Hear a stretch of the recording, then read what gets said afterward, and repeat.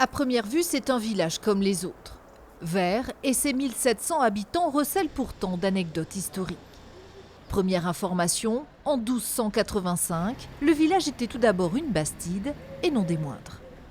C'est une bastide comtale qui a été créée par Archambault et c'était pour une raison de peuplement, une raison économique, de faire venir ici des personnes pour y habiter qui ont eu des franchises, des privilèges et également créer une zone de commerce.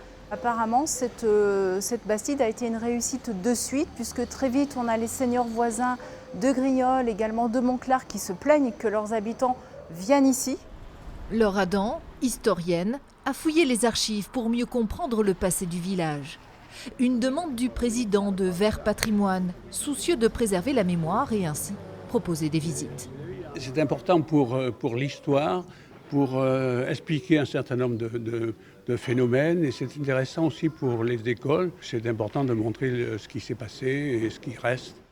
Sans cela, comment savoir que les derniers des Croquants, ces paysans rebelles du XVIIe siècle, étaient originaires de la région?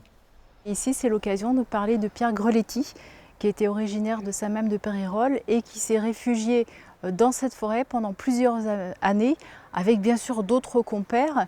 Et l'armée royale, ceux qui aidaient le roi, ont essayé bien sûr de l'en déloger, de mater cette rébellion. Et à la fin, Pierre Greletty va être amnistié avec l'ensemble de son armée.